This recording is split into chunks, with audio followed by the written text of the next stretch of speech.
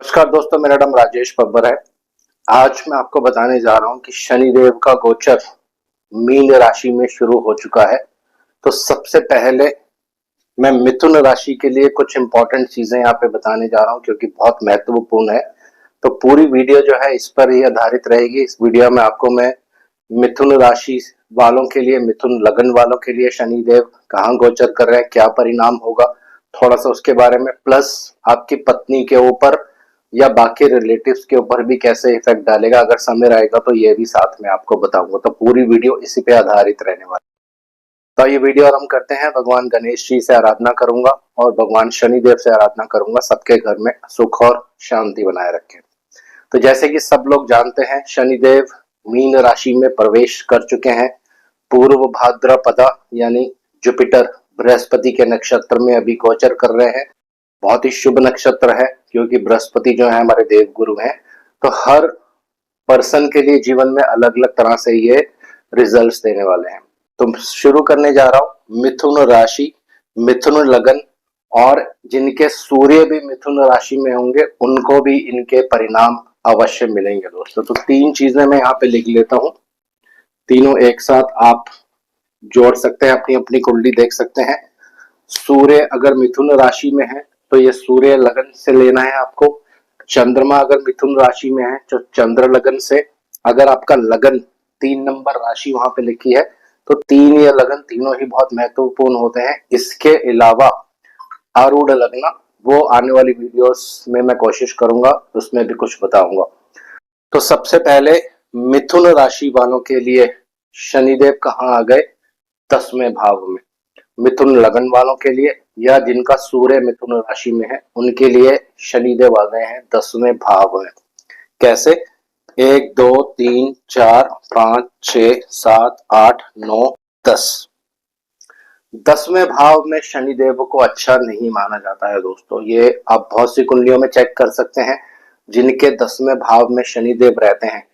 प्रारंभिक पार्ट में यानी शुरू शुरू में बहुत अच्छा परिणाम देते हैं। जब लास्ट का समय रहता है यानी 7-8 डिग्री पे जब शनिदेव रह जाते हैं, या अगर शनिदेव की महादशा चल रही है तो शुरू में आपको देखेंगे बहुत ही अच्छा परिणाम देते हैं, लेकिन जैसे ही लास्ट का समय रह जाता है, जब शनिदेव 7-8 डिग्री उनकी बच जाती हैं और दशा खत्म होने वाला दशा खत्म होने वाली होती है, तो उस समय में बिजनेस बिल्कुल पूरी तरह से खराब हो जाता है, चौपट हो जाता है। तो 10वां घर प्रोफेशन का है, राज्य कृपा का है ये, और यमराज का भी घर माना जाता है दोस्तों।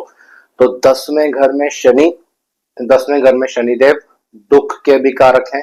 तो अब यहाँ पे ये आपके प्रोफेशनल लाइफ में अप्स एंड डाउन्स देने वाले हैं।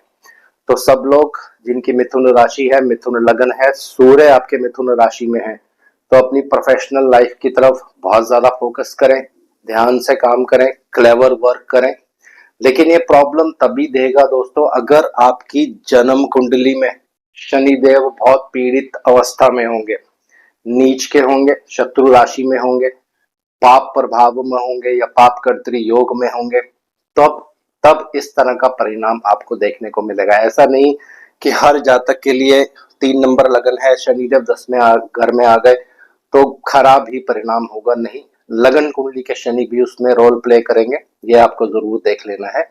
तो अगर डबल अफ्लिक्शन हो जाती है, लगन कुंडली में भी शनिदेव खराब है, गोचर में भी अब खराब हो गए, तो फिर पीड़ा होनी शुरू हो जाती है दोस्तों। ये पहला नियम हो गया। दूसरा नियम होता है, शनिदेव 3 जगह पे बहुत ही बली माने जाते हैं। तीसरा भाव यानी ये वाला, छठा भाव यानी ये वाला, और 11वां भाव ये वाला। तो चंद्रमा से तीसरा, लगन कुंडली से तीसरा, लगन कुंडली से 11वां, लगन कुंडली से छठा, चंद्रमा से छठा, सूर्य से तीसरा, ये सारी चीजें आपको यहाँ पे ले लेनी है। तो इन 3 राशियों, इन 3 भावों में शनिदेव बहुत ही ज्यादा बलवान होते हैं। ये 2 नियम हो गए। अब तीसरा नियम, अभी मैं बहुत डिटेल्स में आपको नहीं बता रहा हूं क्योंकि नेक्स्ट वीडियो में इसको मैं कवर करूंगा, कहाँ का इनकी दृष्टि पड़ेगी और किस किस तरह के परिणाम देखने को मिलेंगे मिथुन राशि वालों को। आज मैं सिर्फ बेसिक्स बता रहा हूं। अब मिथुन राशि वालों के लिए चंद्रमा आपका मिथुन राशि में है, ये चंद्रमा से ही रूल लगेगा। 3 नक्षत्रों में आपका जन्म होगा, या तो मृगशिरा, या आर्द्रा जो राहु देव का नक्षत्र है, या पुनर्वसु जो कि बृहस्पति देव का नक्षत्र है। तो ये थ्योरी भी आपको साथ साथ जरूर लगा लेनी है। उदाहरण के लिए किसी के मिथुन राशि में जन्म है और मंगल देव का नक्षत्र है, तो ये हो गया आपका जन्म नक्षत्र। मंगल देव के बाद आते हैं राहु देव, और राहु देव के बाद आते हैं बृहस्पति देव। हमें 3 ही चाहिए, 3 ही मैं यहाँ पे लिख रहा हूँ। तो नक्षत्रों के हिसाब से भी आपको चेक कर लेना है। अभी शनिदेव बृहस्पति के नक्षत्र में है, तो अगर आपका जन्म मंगल के नक्षत्र में है तो ये पहला, दूसरा और तीसरा, ये शनिदेव अभी यहाँ पे गोचर कर रहे हैं। तो जन्म, संपत, विपत, प्रॉब्लम वाले तारा में शनिदेव अभी गोचर कर रहे हैं। तो जिनकी कुंडली में ये योग बन गया, कुंडली में शनिदेव खराब है, मंगल के नक्षत्र में आपका जन्म है, तो इस समय में फिर आपको बहुत ही अलर्ट रहना पड़ेगा अपनी प्रोफेशनल लाइफ को लेकर दोस्तों। ये एक नियम हो गया, ये तीसरा नियम हो गया।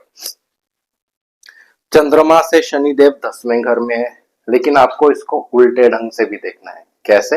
अब चौथा नियम क्या है, शनिदेव से आपको देखना है चंद्रमा कितनी दूर है। ये भी बहुत इंपॉर्टेंट है।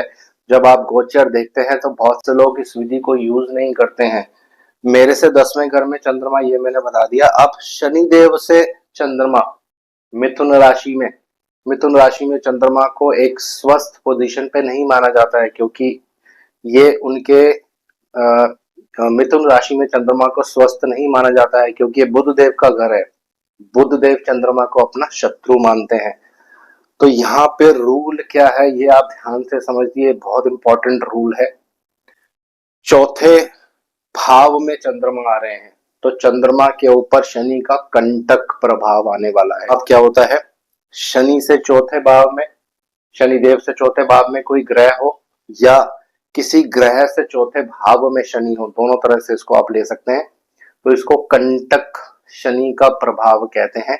दूसरे वर्ड्स में इसको केंद्रीय बल भी कह सकते हो आप। शनि का केंद्रीय बल यहाँ पे मिलता है, तो ये पीड़ादायक होता है दोस्तों। ये 7.5 से भी ज्यादा पीड़ा आपको देता है, क्योंकि कंटक मतलब कांटा चुभने वाला, एक तरह से बहुत प्रॉब्लम्स का समय आपके लिए आ जाता है।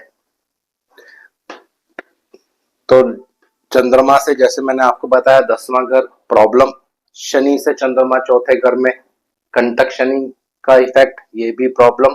और अगर कुंडली में भी शनिदेव खराब है, नक्षत्रों के हिसाब से भी शनिदेव खराब पोजीशंस पर है, तो फिर इस पीरियड में आपको बहुत ज्यादा प्रॉब्लम आने वाली है दोस्तों। अब इसके आगे और चलते हैं। ये आपकी पत्नी का घर है।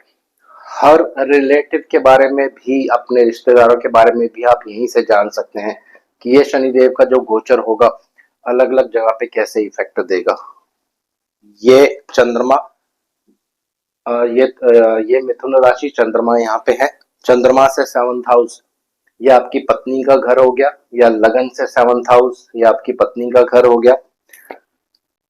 1 2 3 4, तो जो रूल मैंने आपको बताया, पत्नी से चौथे भाव में कंटक शनि आ गए हैं दोस्तों, तो डबल अफ्लिक्शन होने वाली है। आपके प्रोफेशन में प्रॉब्लम, आपके स्पाउस यानी पति या पत्नी को प्रॉब्लम होने वाली है, हेल्थ इश्यूज हो सकता है, या किसी तरह से बहुत ज्यादा मेंटल टेंशन हो सकती है, क्योंकि ये कंटक है, ये कांटे की तरह चुभता है और व्यक्ति को बहुत ज्यादा प्रॉब्लम क्रिएट करता है। इसी तरह से हर रिलेटिव पे उंगली रख के आप देख सकते हैं कि शनिदेव किस भाव में गोचर कर रहे हैं। किसी के लिए शुभ होंगे, किसी के लिए अशुभ होंगे, किसी के लिए कंटक शनि बन जाएंगे। तो अगर ये रूल यहाँ भी एप्लीकेबल होगा, लगन कुंडली से चौथे भाव में जिसके शनिदेव होंगे, तो ये कंटक शनि का रोल प्ले करेंगे जीवन में।